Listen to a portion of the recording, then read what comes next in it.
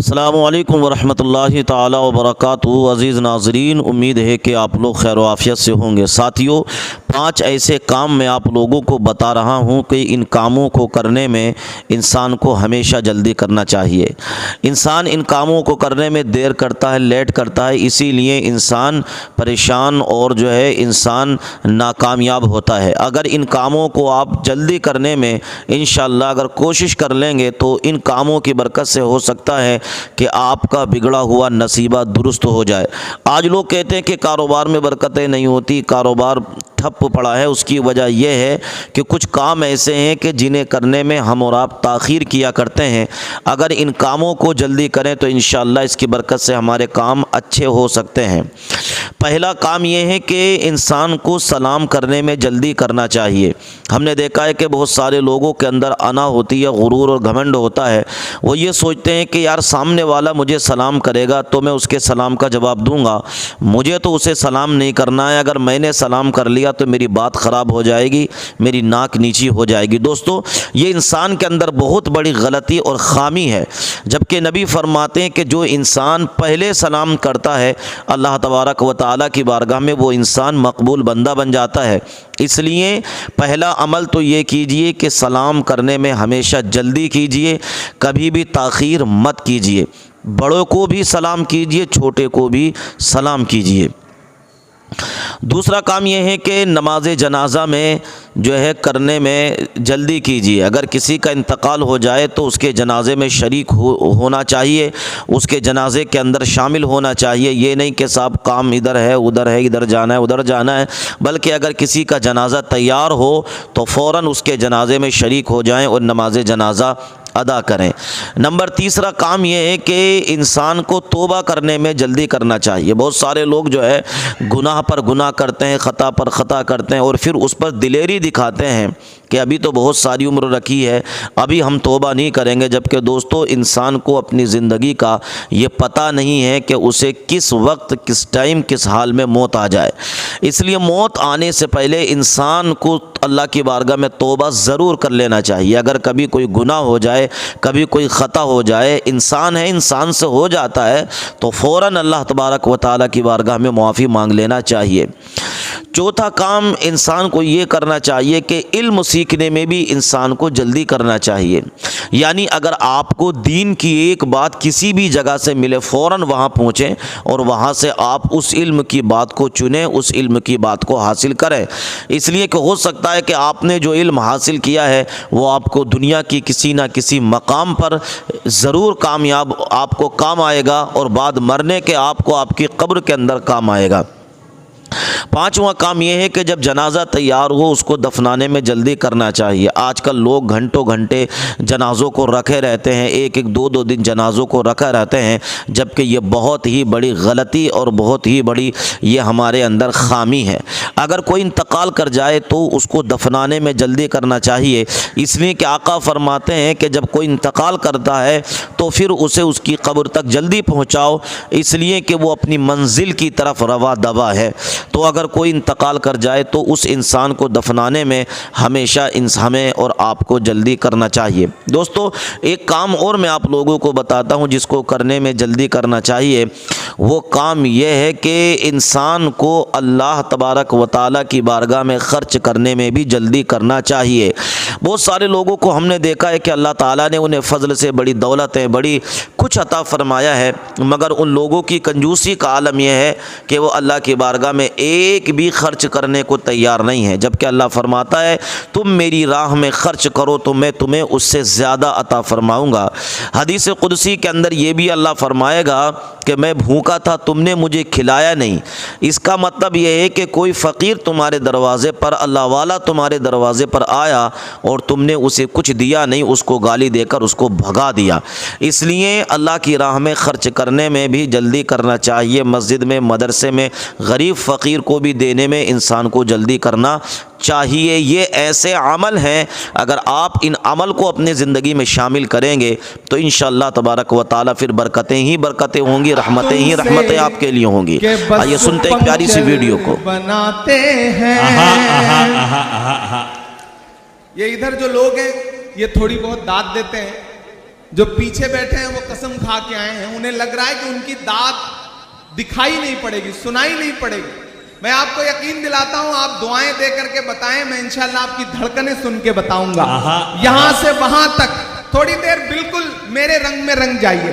ये किसने कह दिया तुमसे कि बस पंचर बनाते हैं। पहुंचाइएगा दिल्ली तक अगला मिसरा। ये किसने कह दिया तुमसे कि बस पंचर बनाते हैं। वतन पर हंस के जो कट जाए ऐसे सर बनाते हैं। वतन पर हंस के जो कट जाए ऐसे सर बनाते हैं। ये किसने कह दिया तुमसे कि बस पंचर बनाते हैं। हमारा शायर साथी तबरेज हाशमी भी बैठा है, मैं शेर पढ़ता हूं, उसने आपको बड़े मोहब्बत के शेर सुनाए होंगे। मैं ये शेर सुनाता हूं कि गजल में हम भी कर सकते हैं हुस्नो इश्क की बातें। गजल में हम भी कर गजल में हम भी कर सकते हैं हुस्नो इश्क की बातें।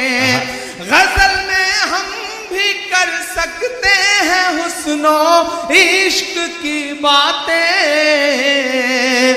मगर हालात हमको मोम से पत्थर बनाते हैं।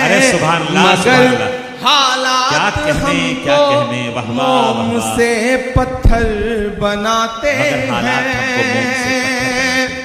और एक शेर पढ़ता हूं कि उन्हें बुलडोजरों के बाजुओं पर नाज है, लेकिन उन्हें बुलडोजरों के बाजुओं पर नाज है, लेकिन उन्हें बुलडोजरों के बाजुओं पर नाज है, लेकिन हमारा फर्ज है हम बेघरों के घर बनाते हैं।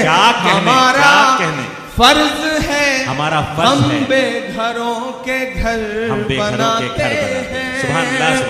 और मैं धनबाद में खड़ा हूं और ये शेर पढ़ रहा हूं कि अजब है कैनवस उनका, अजब उनकी कलाकारी।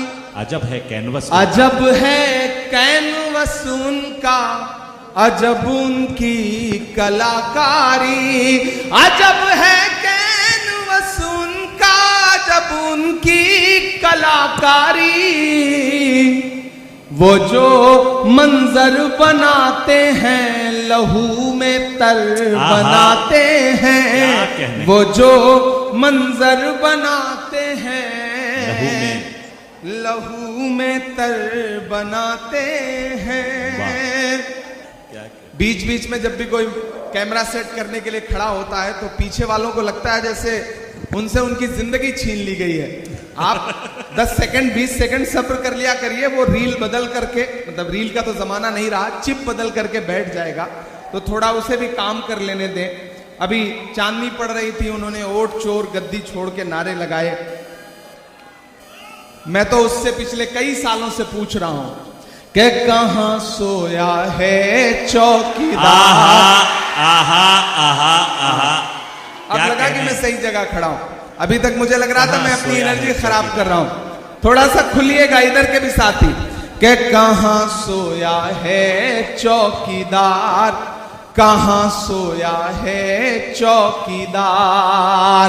विजय माल्या नाक के नीचे से हो गया फरार। कहां सोया है चौकीदार, कहां सोया है चौकीदार।